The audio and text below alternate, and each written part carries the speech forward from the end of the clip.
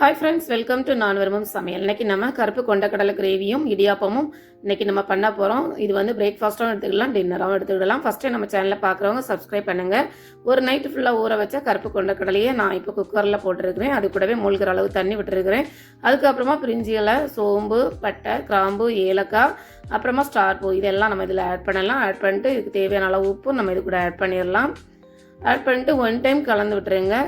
கலந்து விட்டுட்டு அது நல்லா கொதி வரட்டும். ஒரு கொதி வந்த உடனே நம்ம இதை வந்து மூடி போட்டுடலாம். ஒரு கொதி வந்தோடனே இப்போ நீங்கள் லோ ஃப்ளேமில் வச்சுட்டு இந்த மாதிரி மூடி போட்டுருங்க.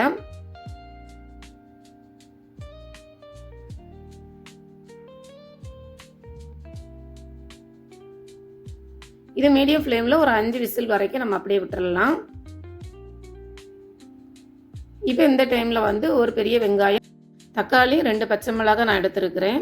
இப்போ மிக்சி ஜாரில் அந்த வெங்காயத்தை இந்த மாதிரி நீங்கள் கட் பண்ணி போடுங்க.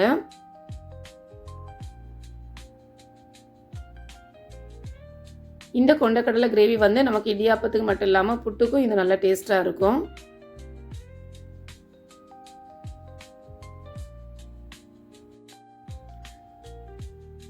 இப்போ இது கூடவே அந்த 2 பச்சை மிளகாவும் இந்த மாதிரி கட் பண்ணி போடுங்க. பல்ஸ் மோடில் 1க்கு 2 நம்ம இதை அரைச்சி எடுத்துடலாம்.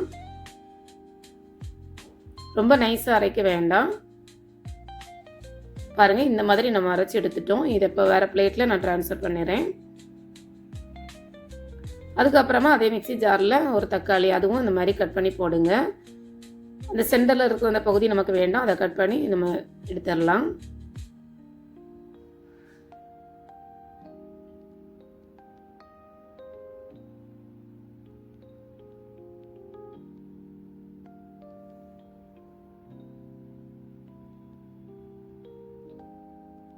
இப்போ இதை மூடி போட்டு நல்லா நைஸாக நம்ம அரைச்சி எடுத்துடலாம். பாருங்கள், இந்த மாதிரி நம்ம அரைச்சி எடுத்துகிட்டு வந்துட்டோம். இதுவும் வேற ஒரு பவுலில் நம்ம ட்ரான்ஸ்ஃபர் பண்ணிடலாம். இப்போ வந்து கடாயை நான் ஸ்டவ்வில் வச்சுருக்கேன். ஹீட்டான உடனே 2 ஸ்பூன் ஆயில் இதில் ஆட் பண்ணலாம். இப்போ இது கூடவே 1/2 டீஸ்பூன் கடுகு சேர்க்கலாம். கடுகு நல்லா பொரிஞ்சு வரட்டும்.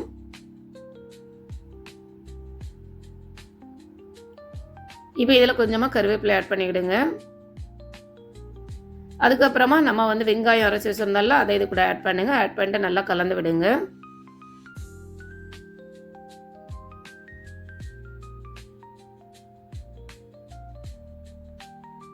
அதுக்கப்புறமா நம்ம அரைச்சி வச்ச தக்காளியும் இது கூட ஆட் பண்ணலாம். இதையும் நல்லா கலந்து விட்டுடுங்க.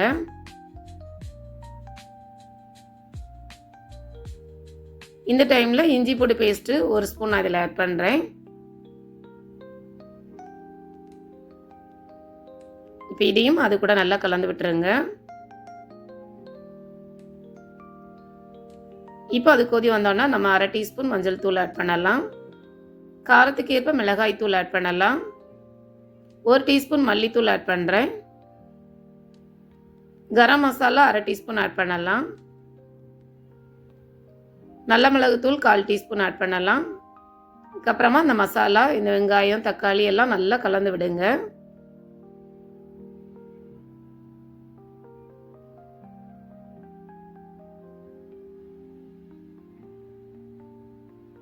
இந்த டைமில் கொஞ்சமாக நம்ம தண்ணி இதில் ஆட் பண்ணலாம்.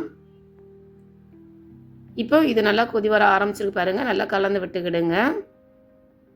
இப்போ நம்ம வேக வச்ச அந்த கருப்பு கொண்டக்கடலையை நம்ம அந்த தண்ணியோட இதில் சேர்க்கலாம்.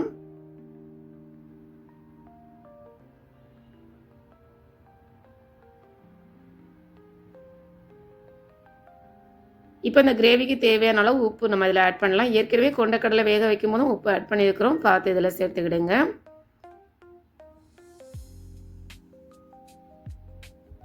இப்போ ஒரு 5 to 7 மினிட்ஸ் வரைக்கும் நல்லா கொதிக்க விடுங்க.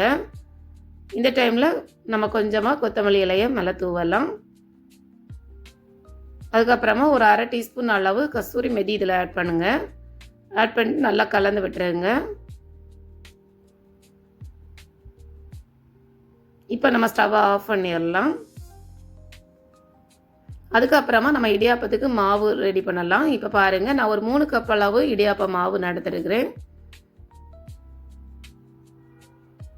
இப்போ இது கூடவே தேவையான அளவு உப்பு ஆட் பண்ணிக்கிடுங்க. அதுக்கப்புறமா அந்த உப்பு அந்த மாவு மட்டும் நல்லா கலந்து விட்டுடுங்க ஃபஸ்ட்டு. அதுக்கப்புறமா 1 ஸ்பூன் அளவு நம்ம இதில் தேங்காய் எண்ணெய் நான் இதில் ஆட் பண்ணுறேன்.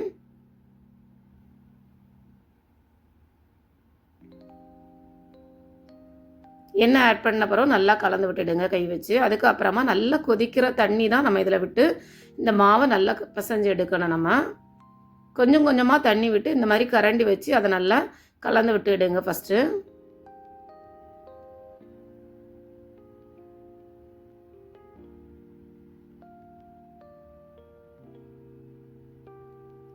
முக்கியமான டிப்ஸ் என்னென்னா தண்ணி இதில் ஆறி இருக்கக்கூடாது, நல்லா கொதிக்கிற தண்ணியாக இருக்கணும். அதுக்கப்புறமா தண்ணி ஒரேடியாக விடக்கூடாது, கொஞ்சம் கொஞ்சமாக விட்டு இந்த மாதிரி கரண்டி வச்சு அதை கிளறி கிளறி விட்டுட்டு நீங்கள் அதுக்கப்புறம் தான் தண்ணி விடணும்.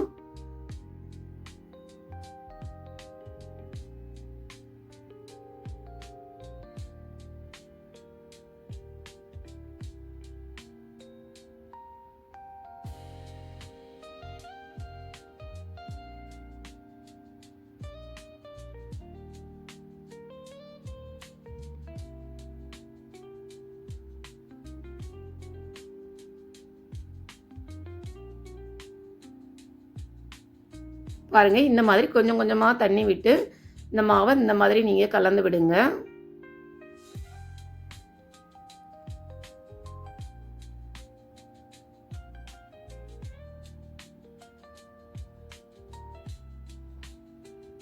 இப்போ மாவு என்ன பக்குவத்தில் இருக்கணுங்கிறத நான் உங்களுக்கு காட்டி தரேன் பாருங்கள். இந்த மாதிரி மாவை நீங்கள் கையில் எடுத்து நீங்கள் பாருங்கள், கையில் ஒட்டக்கூடாது. அது மாதிரி வந்து மாவு வந்து ரொம்ப தண்ணி போலும் இருக்கக்கூடாது, ரொம்ப கட்டியாமல் இருக்கக்கூடாது, இந்த ஸ்டேஜில் இருக்கணும்.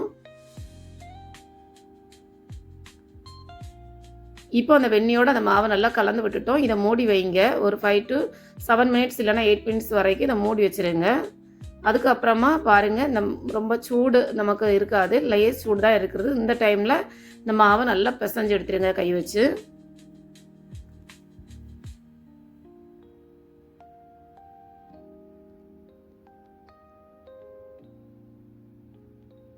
லைட்டாக அந்த சூடு இருக்கும்போதே நம்ம வந்து இடியாப்ப அச்சில் போட்டு நம்ம இதை வந்து பிழிஞ்சு எடுத்துடலாம்.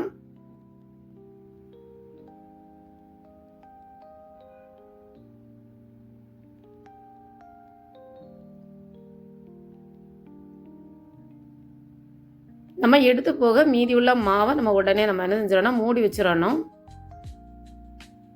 அப்போ தான் அந்த மாவு வந்து நமக்கு காஞ்சி போகாமல் இருக்கும். உடனே அதை மூடி வச்சிருங்க.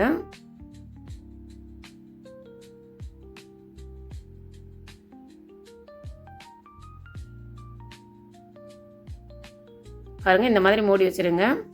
இப்போ நம்ம இட்லி தட்டு எடுத்துருக்குறோம். இப்போ இது ஃபுல்லாக நம்ம வந்து ஆயில் தடவி விடலாம். தட்டு ஃபுல்லாக வந்து நீங்கள் ஆயில் தடவி விடுங்க அந்த மாதிரி.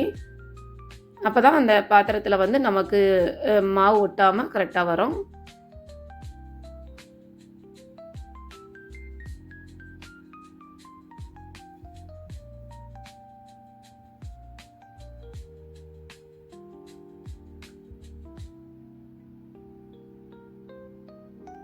எல்லா இடமும் இந்த மாதிரி நீங்கள் தடவி விட்டுடுங்க ஆயிலை. அதுக்கப்புறமா நம்ம இந்த மாதிரி பிழிஞ்சு விடுங்க. பாருங்க, நமக்கு மாவு கட்டாகாமல் எவ்வளோ சூப்பராக வருது பாருங்கள், நூல் நூலாட்டு. இந்த மாதிரி நீங்கள் மாவு பிசைஞ்சு செய்யும்போது அந்த இடியாப்பம் உங்களுக்கு நல்ல பூ போல் வரும். டேஸ்ட்டும் சூப்பராக இருக்கும். இது வந்து பிகினர்ஸுக்கு ரொம்ப யூஸ்ஃபுல்லாக இருக்கும்.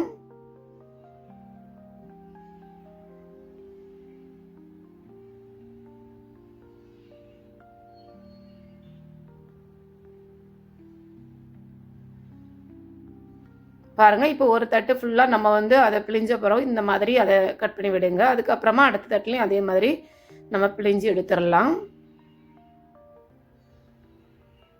மாவு இந்த மாதிரி நம்ம பிழியும் போதும் அதுவும் ரொம்ப கஷ்டமாக இருக்காது, ரொம்ப ஈஸியாகவே இருக்கும்.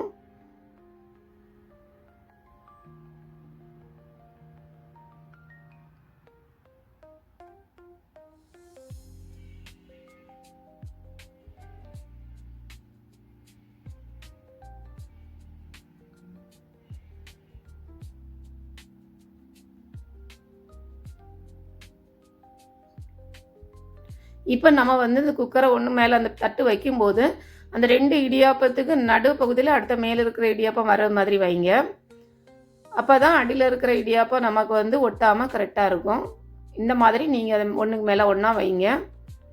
3 தட்டு வச்ச பிறகு நம்ம குக்கரில் தண்ணி கொதித்த பிறகு தான் அது உள்ளே வைக்கணும். 3 தட்டை வச்ச பிறகு அதுக்கப்புறம் லாஸ்ட்டாக இருக்கிற தட்டை அதுக்கு மேலே வைங்க. இப்போ இதை நம்ம மூடி போட்டு ஒரு 5 to 7 மினிட்ஸில் நமக்கு இது ரெடி ஆயிரும். மீடியம் ஃப்ளேமில் வச்சு வேக வைங்க. இப்போ எனக்கு இடியாப்பம் ரெடி ஆகிடுச்சு பாருங்கள். இப்போ நம்ம இதை வெளியில் எடுத்துடலாம்.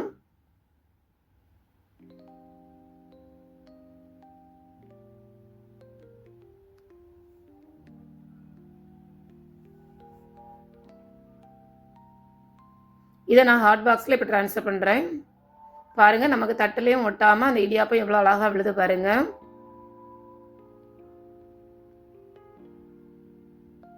இப்போ நான் இதை எடுத்து காட்டுறேன் பாருங்கள். எவ்வளவு பூ போல் எவ்வளவு அழகாக இருக்குது பாருங்கள். இந்த மாதிரி நீங்கள் மாவு பிசைஞ்சு செய்யும்போது இந்த இடியாப்பம் நம்ம செய்தது போலவே நைட்டு வரைக்கும் இருந்தாலும் அப்படியே இருக்கும்.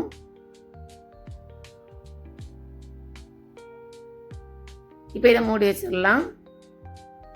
இப்போ நான் பிளேட்டில் எடுத்து வைக்கிறேன் பாருங்கள் இடியாப்பத்தை. நல்லா பூ போல் இடியாப்பமும் நமக்கு ரெடி ஆயிடுச்சு.